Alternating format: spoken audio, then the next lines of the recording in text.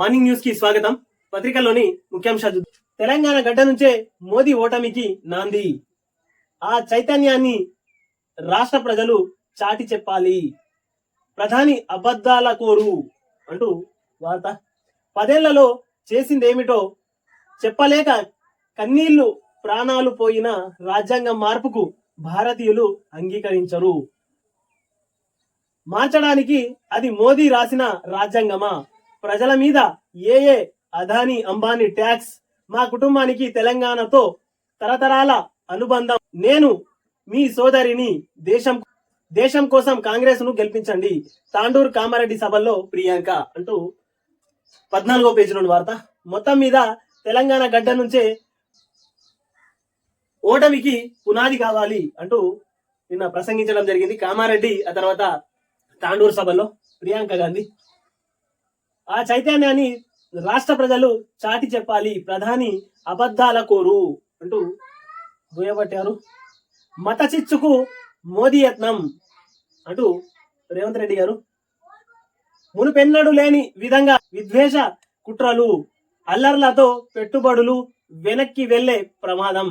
ప్రాజెక్టుల్లో ప్రజలను ముంచిన దుర్మా వెంకట్రామరెడ్డి, అతడికి బీఆర్ఎస్ టికెటా? ముఖ్యమంత్రి రేవంత్ రెడ్డి ధ్వజం అంటూ 14వ పేజీలోని వార్త ఇది. మొత్తం మీద షర్మిలను ఆశీర్వదించండి, ఎంపీగా గెలిపించండి. కడప నియోజకవర్గ ప్రజలకు విజయలక్ష్మి పిలుపు. అమెరికా నుంచి వీడియో సందేశం. ఇది వైసీపీకి ఎదురుదెబ్బే, రాజకీయ విశ్లేషకులు అంటూ వార్త. 13వ పేజీలోని వార్త. మొత్తం మీద కడప ఎంపీగా షర్మిలను గెలిపించండి అంటూ విజయమ్మ అమెరికా నుంచి కోరింది వీడియో కాన్ఫరెన్స్ లో. కాంగ్రెస్ కు మంజలీస్ మద్దతు.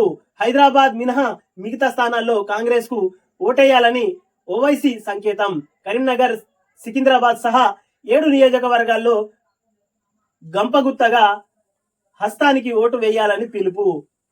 ఇవి మామూలు ఎన్నికలు కావని స్పష్టీకరణ. మొత్తం మీద మంజలీస్ ఏది అధికారంలో ఉంటే వాళ్ళ సంకనెక్కి కూర్చోవడం వాళ్ళకి అలవాటు.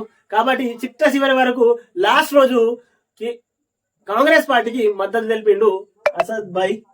మొత్తం మీద అసద్ భాయ్ మద్దతు తెలిపినట్టు ఒకటి ఆయన ఎంపీ సెగ్మెంట్ తప్ప మిగతా చోట్ల 16 చోట్లలో కూడా కాంగ్రెస్ కు మద్దతుగా మనం ఓటేయాలి, కాంగ్రెస్ ను గెలిపించాలి అంటూ 75 ఏళ్లు నిండిన మోదీనే ప్రధాని, కేసీఆర్ దేశద్రోహి అంటూ 12వ పేజీలోని వార్త ఇది.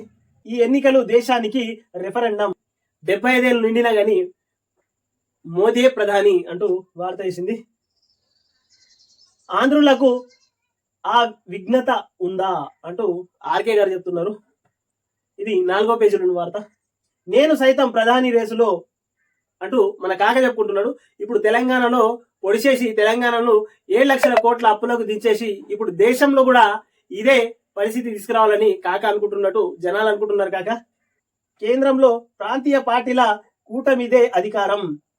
ఆ పార్టీలతో సంప్రదింపులు జరుపుతున్నా 1 లేదా 0 సీట్లు. ఆ పాక్షిణ దిన 10 సీట్లకు మించి రావు. మాకు 12 నుంచి 14 సీట్లు. కాంగ్రెస్ కు 9 చోట్ల 3వ స్థానమే. బీఆర్ఎస్ కు 14 సీట్లు ఇస్తే తెలంగాణ తడాకా చూపిస్తాం.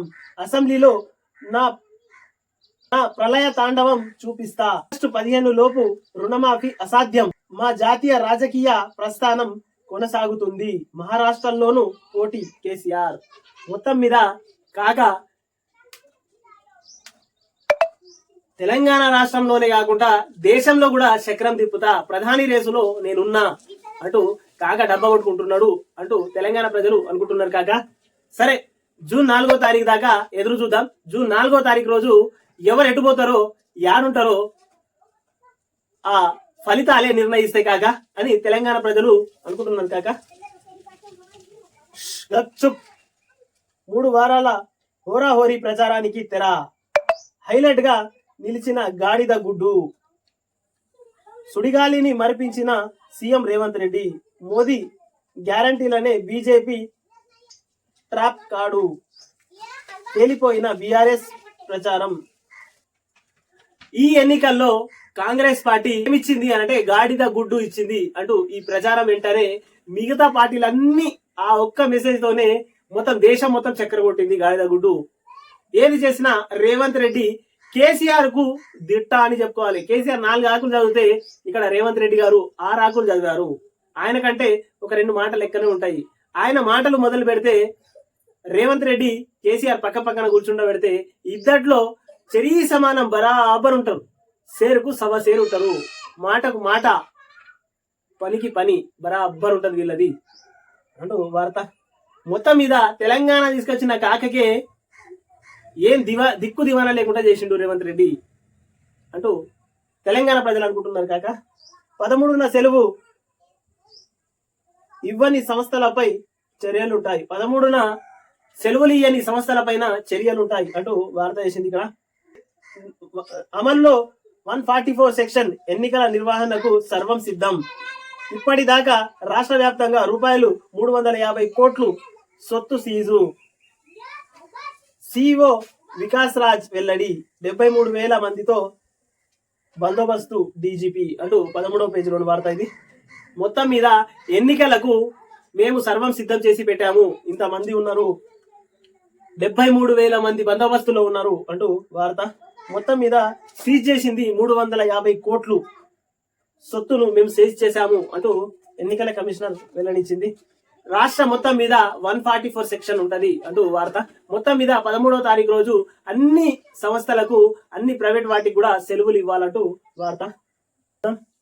కాంగ్రెస్ ఒక శాపం, బీఆర్ఎస్ తోనే తెలంగాణకు లాభం, బస్సు యాత్రల్లో ప్రజల సందేశం ఇది అంటూ వార్త వేసింది. నమస్తే. కేసీఆర్ గుండెల్లో తెలంగాణ జనం, గుండెల్లో కేసీఆర్, తెలంగాణ ఎమోషనల్ ఉద్వేగం కేసీఆర్. నా రాజకీయ భవిష్యత్తు అంతా పనంగా పెట్టి తెలంగాణ కోసం కొట్లాడిన, ప్రత్యేక రాష్ట్రం కోసం నేను ఎంత కష్టపడ్డానో తెలంగాణ ప్రజలకు తెలుసు. తెలంగాణ గడ్డ నుంచి నన్ను తుడిపేయాలని అనుకోనేటోడు పిచ్చోడు, కానీ తెలంగాణ ప్రజలు ఏమాత్రం పిచ్చోళ్ళు కాదు. కేసీఆర్ భావోద్వేగం అంటూ మొత్తం మీద కాక కొత్త రాగాన్ని ఎత్తుకున్నాడు.